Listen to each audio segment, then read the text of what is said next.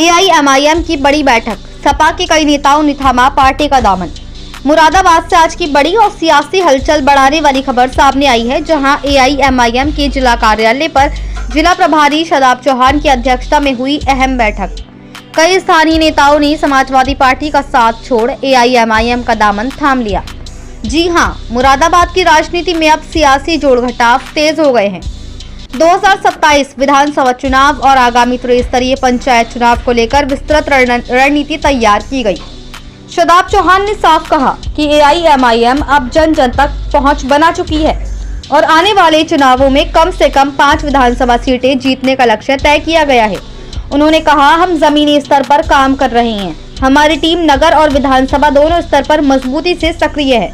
वहीं इस बैठक के दौरान शदाब चौहान ने धर्मांतरण कानून पर सुप्रीम कोर्ट के नोटिस को लेकर अपनी प्रतिक्रिया भी दी।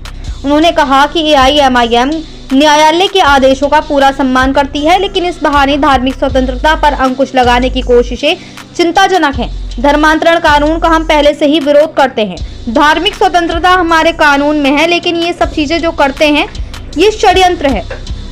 साथ ही सीबीआई पर भी जूता फेंकने की घटना पर भी शदाब चौहान ने सख्त शब्दों में निंदा करते हुए कहा, यह घटना सिर्फ एक व्यक्ति पर हमला नहीं बल्कि न्यायपालिका जैसी संस्था पर हमला है, जो देश की अस्मिता पर चोट है। उन्होंने कहा कि दोषियों के खिलाफ कड़ी कार्रवाई होनी चाहिए, क्योंकि अदालत का अपमान देश के न्याय तंत्र पर सवाल खड़ा करता है। शदाब चौहान ने यहां तक कह दिया कि कुछ मुख्यमंत्री खुद को बुलडोजर से जोड़कर देखते हैं, लेकिन बुलडोजर के चालक हमेशा बदलते रहते हैं। यानी साफ है, निशाना भले परोक्ष था, लेकिन बात हर किसी तक सीधे पहुंच गई। एआईएमआईएम जिला प्रभारी शदाब चौहान ने कहा कि हम बुलडोजर को न्याय का प्रतीक नहीं मानते। न्याय अदालतों से मिलता है, सड़कों से नहीं। उन्होंने ये भी दावा किया कि एआईएमआईएम की लोकप्रियता अब तेजी से बढ़ रही है और समाजवादी पार्टी के कई नेता अब ओवैसी की नीतियों से प्रभावित होकर पार्टी में शामिल हो रहे हैं। यानी मुरादाबाद में एआईएमआईएम का काफिला अब रफ्तार पकड़ चुका है और 2027 के चुनाव में मुरादाबाद में झंडा सिर्फ एआईएमआईएम का ही लहराएगा। मुरादाबाद से मोहसिन सिद्दीकी की रिपोर्ट।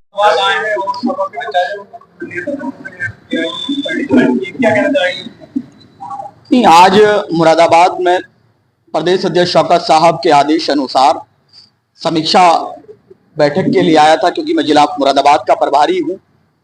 उसी संबंध में मेरा मुरादाबाद आगमन आज हुआ है और लगातार एमआईएम की लोकप्रियता बढ़ रही है। संगठन विस्तार को लेकर के आज समाजवादी पार्टी छोड़ करके बहुत से साथियों ने एमआईएम की सदस्यता हासिल की है। सभी लोग साथ में मिलकर कार्य करेंगे। हमारी जिले, नगर और विधानसभा की टीमें बहुत ही बेहतर तरीके से कार्य कर रही हैं और हम लोग मुरादाबाद के अंदर जिस प्रकार संगठन को विस्तार करने का कार्यक्रम चला रहे हैं शौकत साहब के आदेश अनुसार, मुझे लगता है कि हम लोग 2027 में यहाँ पर बहुत बेहतरीन रिजल्ट देने वाले हैं। कम से कम 5 विधायक हम लोगों के यहाँ से जीतने की संभावना है। लगातार हमारी टीम यहाँ पर कार्य कर रही है। इस तरीके से देखा जा रहा है कि सुप्रीम कोर्ट ने 4 राज्य सरकारों को धर्मांतरण को लेकर जो कानून का ऊपर नोटिस जारी किया, कहा कि जो लोग मुकदमे लिख रहे हैं वो जांच जाए। हालांकि जो हिंदू संगठन है वो जो सुप्रीम कोर्ट ने नोटिस जारी किया उसका विरोध कर रहे हैं। वो कह रहे हैं धर्मांतरण को कानून होना चाहिए। किस तरीके से देखता है? नहीं, ये तो वही लोग है ना जो सुप्रीम कोर्ट के गाइडलाइंस का या उनके फैसलों का मजाक उड़ाते हैं या पालन नहीं करते हैं। जो लोग जूता जब हमारे चीफ जस्टिस ऑफ इंडिया पर उछाला जाता है, वो सीजीआई पर जूता नहीं उछाला गया था, बल्कि एक संस्थान पर उछाला गया। भारत की अस्मिता को तार-तार करने का प्रयत्न किया गया था, मैं तो कहूंगा। और उस पर क्या कार्रवाई हुई, क्या एक्शन है, सरकार का क्या स्टैंड है, अभी तक कोई जानकारी नहीं है। और ये वही लोग हैं जो सुप्रीम कोर्ट के फैसलों को नहीं मानते हैं।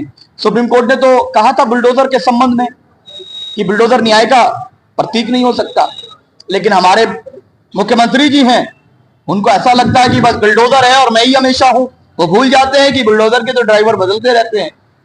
लेकिन हम कभी भी बुलडोजर को न्याय का प्रतीक नहीं मानते। धर्मांतरण कानून का हम लोग पहले दिन से विरोध करते रहे हैं। हमारे देश में पहले से जो कानून है, धार्मिक स्वतंत्रता है और अगर कोई जबरदस्ती करता है उसके लिए ऑलरेडी है, तो फिर क्या ये सब चीजें एक षड्यंत्र है?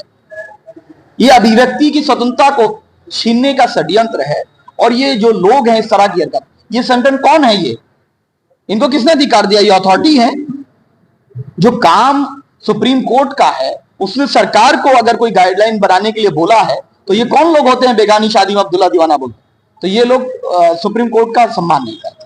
अफगानिस्तान के जो विदेश मंत्री वो भारत आए थे और उन्होंने जाकर चल जाने, इसके साथ ही प्रेस कॉन्फ्रेंस की थी, उसमें कुछ महिला जो पत्रकार थी उसको तो लगाया। हालांकि प्रियंका गांधी ने इसको लेकर ट्वीट किया। किस तरीके से देखते हैं?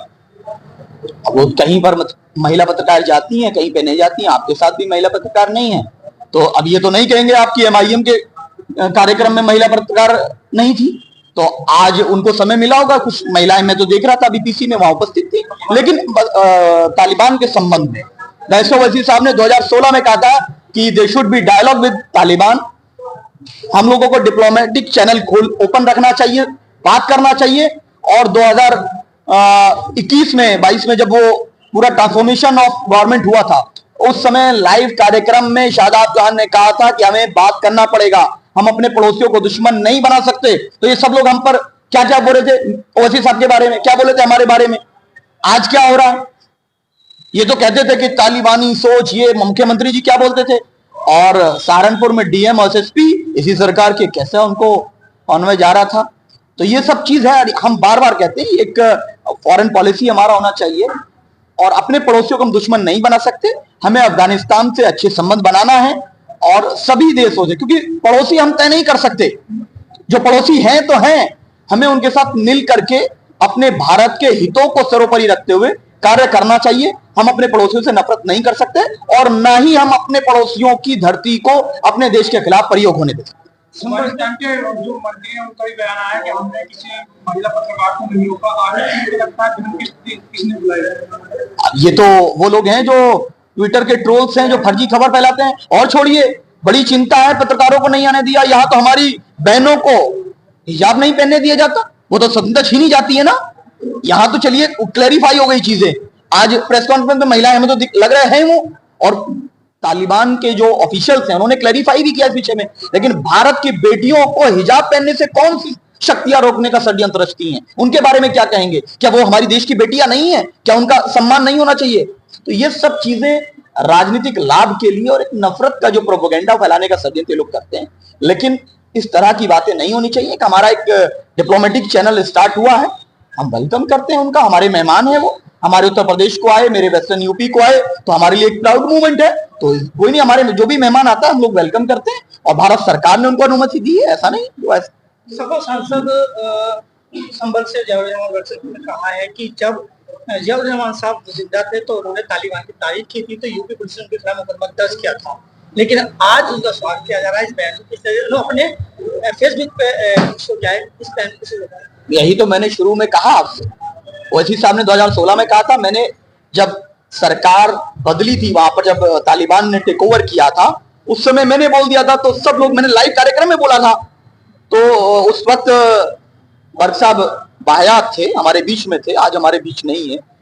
डेफिनेटली हम बार बार एक चीज कह रहे हैं, किसका क्या बयान है, इससे ज्यादा इंपॉर्टेंट ये है भारत के हित को सर्वोपरि रखते हुए अपने पड़ोसियों से रिश्ते सुधारने चाहिए। हमारी फॉरेन पॉलिसी की कौन सी नाकामी है, इस पर हमें गौर करना चाहिए कि अमेरिका से हमारे संबंध किस प्रकार। हमने कहा अब की बार ट्रंप सरकार वो क्या कर रहे हैं, हमारे साथ टैरिफ लगा दे रहे हैं। बार बार 30-40 बार बोल चुके कि वॉर मैंने रुकवाया, सबकी वॉर रुकवाए हैं।